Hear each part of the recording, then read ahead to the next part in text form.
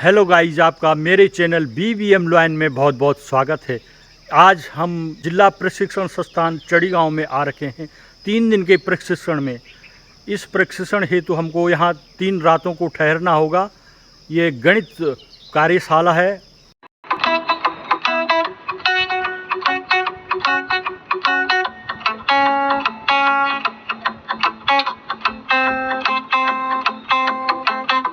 पहला हमारा जो TLM था वो इस हिसाब से था कि किस तरह से बच्चा सीखेगा।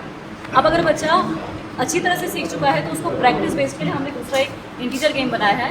इसमें 2 टीम हमने लेनी है। टीम के मेंबर्स हम अपने हिसाब से डिसाइड कर सकते हैं। अब टीम ए में सपोज हम जो हमारा मेंबर होगा वो पहले डाइस को फेंकना शुरू करेगा। तो टीम ए के लिए हमने एक डाइस बनाया है ग्रीन कलर का। टीम ए में सपोज से डाइस फेंका, उसमें फिलहाल मैं नंबर पढ़ दीजिएगा कौन सा है ऊपर 3। टीम ए के मेंबर 3 चला तो यहाँ से उसने 3 स्टेप चलेगा, फर्स्ट सेकंड थर्ड स्टेप पे हमारी कैलकुलेशन है। अगर बच्चा उस कैलकुलेशन को ठीक तरह से कर लेता है तो वो इसी प्लेस पे स्टे करेगा। लेकिन अगर वो उस कैलकुलेशन को नहीं कर पाता तो वो दोबारा से इससे आउट हो जाएगा। टीम ए के बाद सेकंड मेंबर है टीम बी का, उसका एक बच्चा खेलना स्टार्ट करेगा। सेम उसके लिए भी वही है, जो हम सेकंड डाइस जो थ्रो करेंगे उस डाइस पे जो नंबर आएगा, सपोज अगर हमने यहाँ थ्रो किया है, अगेन इस पे आया है 6, टीम बी का बच्चा यहाँ से 6 स्टेप चलेगा, 1 2 3 4 5 एंड 6। इसके पास ये कैलकुलेशन आई है 3 × 3 जीरो की कैलकुलेशन जो थोड़ी बच्चों को नॉर्मल नंबर्स हम कर लेते हैं, जीरो में वो काफ़ी गलती करते हैं। तो अगर वो कैलकुलेशन अगेन इसको सही कर देता है तो वो इसी प्लेस पे रहेगा, अदरवाइज वो गेम से आउट हो जाएगा। तो इस तरह से एक एक करके जो बच्चा पहले एक साइड से शुरू करके दूसरी साइड पर पहुंचेगा, एक एंड से शुरू करके दूसरे एंड पर पहुंचेगा, वो जीत जाएगा। मैं अंकित रावत सर, जो हमें जो टॉपिक मिला था वो मिला था फ्रैक्शन का, तो उसी पर आधारित हमने एक फ्रैक्शन व्हील बनाया है। इसमें हमने एक कार्डबोर्ड का एक सर्कल लिया है जिसे 8 बराबर खानों में बांटा गया है, जिसमें जो प्रत्येक खाना है वो 1/8 को प्रदर्शित कर रहा है। तो इससे हम देखेंगे कि किस प्रकार से बच्चा सीख सकता है। जैसे अगर इस प्रकार से इस व्हील को घुमाया तो जो छायांकित भाग है वो एक खाने पे है, तो वो जो प्रदर्शित कर रहा है वो 1/8 व्हील को प्रदर्शित कर रहा है। इसी प्रकार से जब आगे घुमाया तो 2 खानों को ये जो है घेर रहा है, तो ये 1/8 और 1/8 मिलके 2/8 व्हील को प्रदर्शित कर रहा है। इसी प्रकार से ये आगे चलेगा।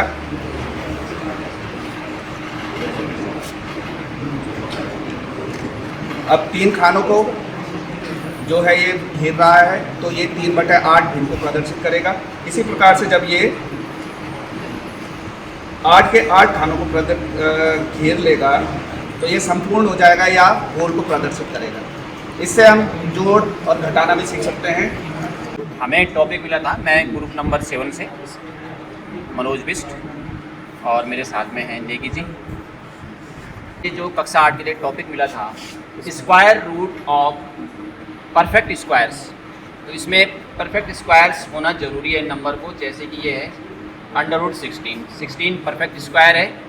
इसका इधर अंडर रूट दिए गए हैं, नीचे वाली बेस वाली इस पे प्लेट पे, और ऊपर जो रोटेट हो रहा है इसको रोटेट हम कर सकते हैं। थोड़ा इस तरफ कर दीजिए सर, कैमरे की ये तरफ। हाँ, जैसे √9 है, परफेक्ट स्क्वायर है, इसका अंडर रूट निकल के आगे लिखा गया है। तो इस प्रकार से √4 इसका।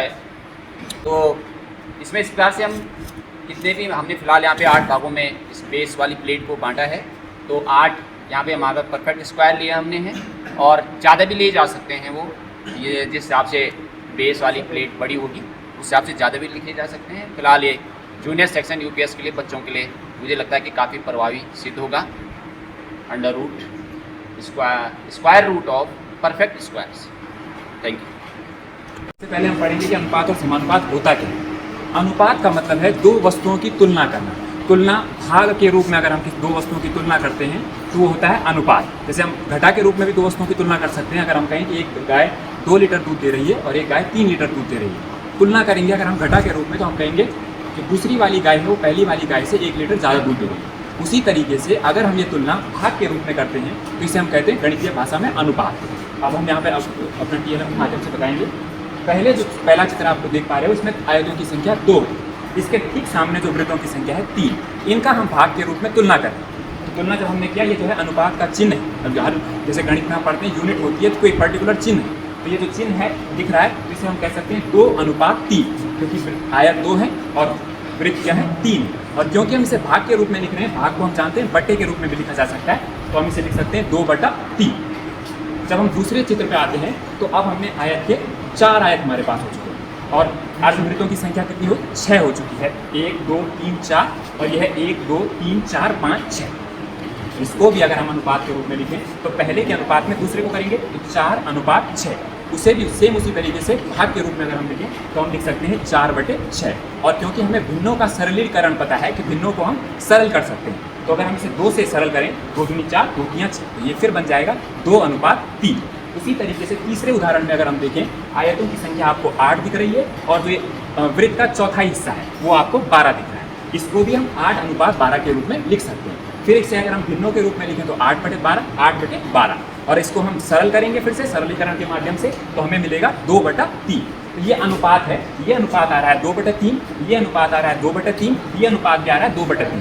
लेकिन वस्तुओं की संख्या अगर हम इसमें देखें 2 है और 3 है, इसमें कितनी है 4 है और 6 है, इसमें 8 और 12 है। वस्तुओं की संख्या अलग अलग है लेकिन अनुपात एक जैसा आ रहा है। तो जब वस्तुओं की संख्या अलग अलग हो लेकिन अनुपात सेम हो तो हम उसे समानुपात लेंगे। तो हम कह सकते हैं कि ये जो ये वाली फिगर है ये और ये अनुपात समानुपात में है, और ये क्योंकि तीनों ये इसके समानुपात में है तो ये तीनों आपस में हम कह सकते हैं समानुपात। धन्यवाद। सभी लोगों को प्रणाम।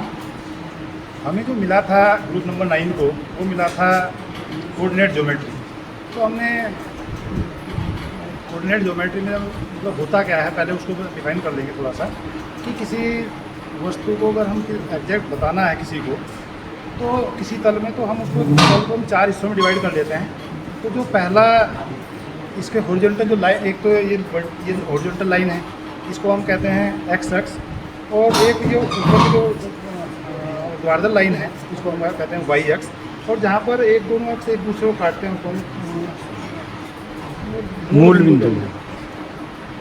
ऐसे ही तो इसका जो जहाँ से 0 से इस पर हम एक्स एक्स पर और वाई एक्स पर हम इंटीजर्स को दर्शा सकते हैं।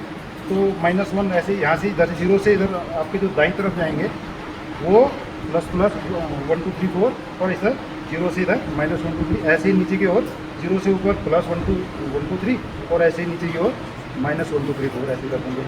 तो इससे हम बच्चों को बता सकते हैं कि ये जो एक्स एक्स और वाई एक्स है किसी तल को 4 हिस्सों में डिवाइड कर देता है। इस पहले हिस्से को हम कहते हैं फर्स्ट क्वाड्रेंट, और दूसरे को सेकंड क्वाड्रेंट, और तीसरा क्वाड्रेंट, और फोर्थ क्वाड्रेंट।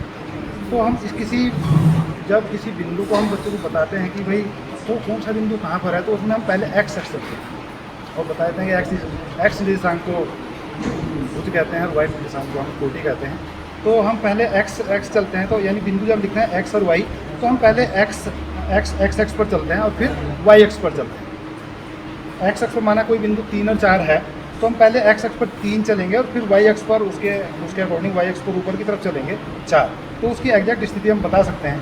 ऐसा ही हमने पिक्चर में भी देखा है कि एक पिक्चर आती है आँखें, तो उसमें सेम यही है, बिल्कुल यही पिक्चर है उसमें, बिल्कुल सारा इसमें यही दर्शाया गया है कि कैसे 4 कदम चलना है और 5 कदम पर आपको ये आ जाएगा। तो उस पिक्चर में सारा यही फ्रेम बनाया, तो पूरी पिक्चर इसी पर बनी आधारित है वो।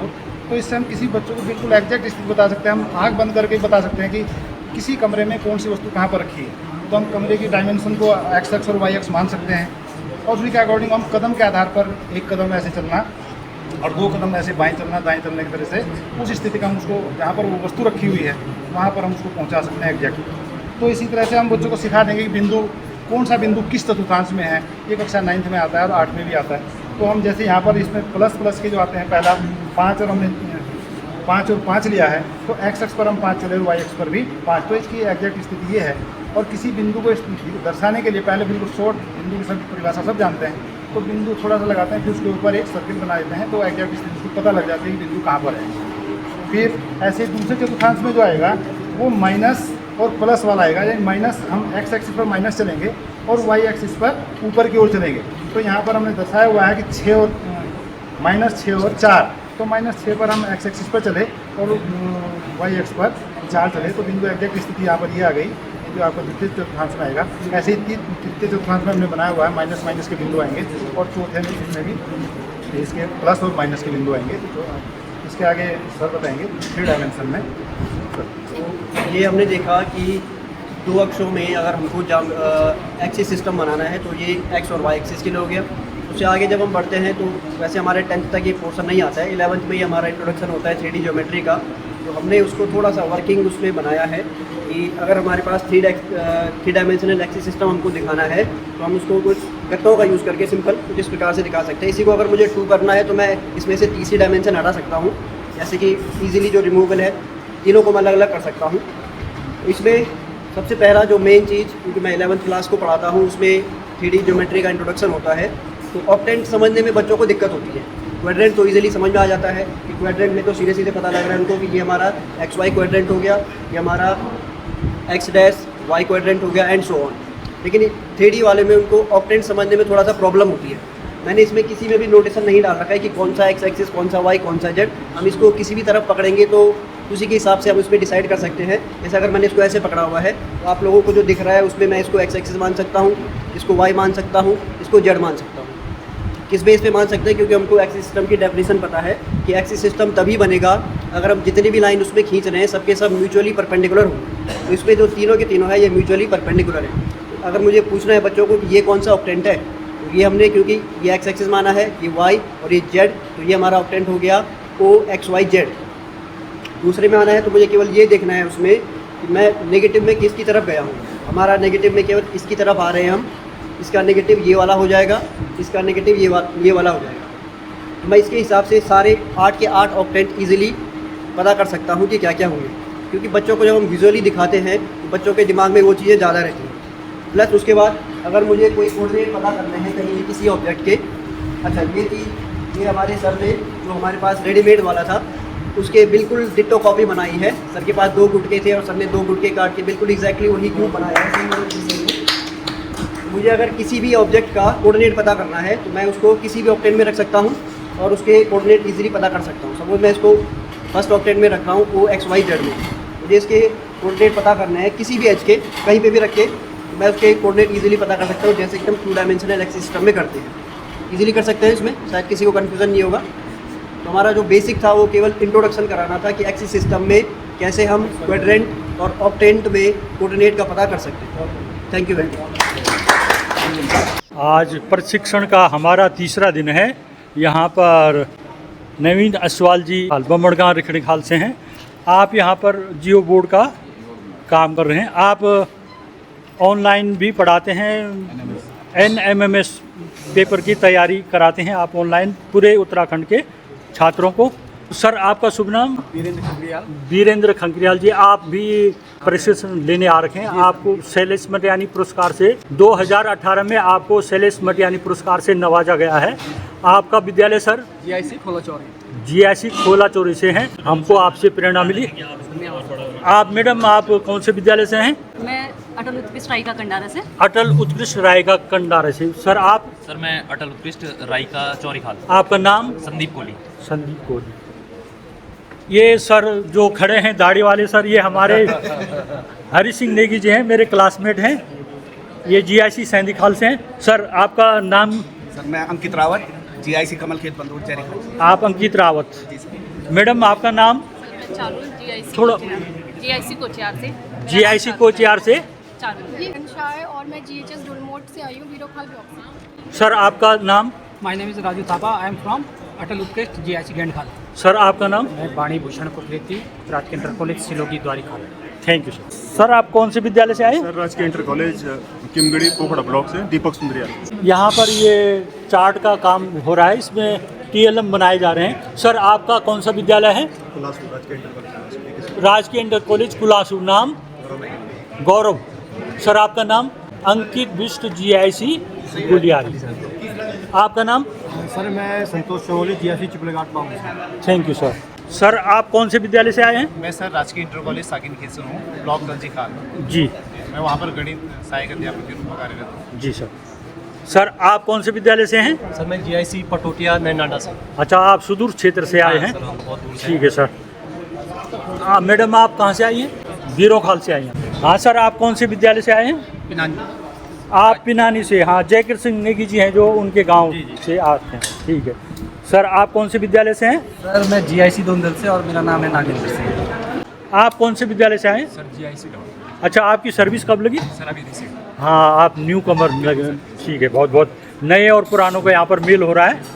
अनुभव और जोश का संगम इस DRG प्रशिक्षण में दिखाई दे रहा है। मैडम, आपका नाम क्या है? प्रतिमा रावत सर। प्रतिभा रावत।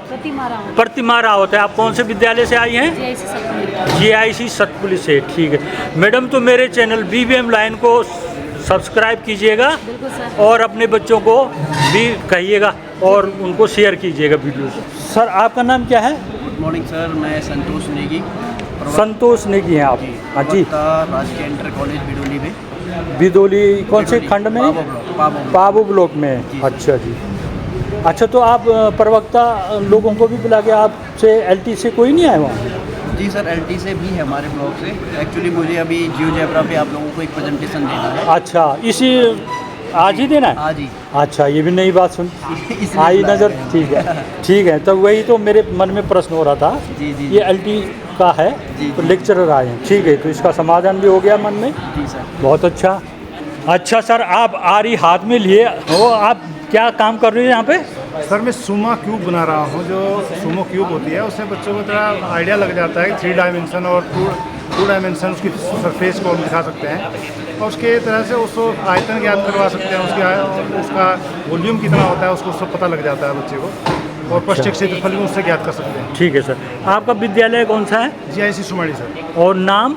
नाम मेरा हरेंद्र कुमार है सर, और मेरी YouTube पर भी 264 के आसपास अच्छा वीडियोज हैं। बहुत बहुत। आप और हम तो भाई भाई हो गए जी। ठीक है, मेरे भी 250 वीडियोज हो गए हैं और मैं मैथ्स पर बनाता हूँ। जी, मेरी सब मैथ्स पर ही है सारी। अच्छा, लॉन्ग वीडियो और शॉर्ट्स वीडियो बनाइए। दोनों प्रकार की वीडियो। चलो, बड़ी खुशी है आपसे मिलकर। मेरे चैनल को सब्सक्राइब कीजिएगा। अगर आपको ये वीडियो पसंद आ रही है तो आप वीडियो को लाइक कीजिएगा, कमेंट कीजिएगा और इसको शेयर भी कीजिएगा। अगर आप इस चैनल में नए हैं तो मेरे चैनल को सब्सक्राइब भी कीजिएगा। धन्यवाद।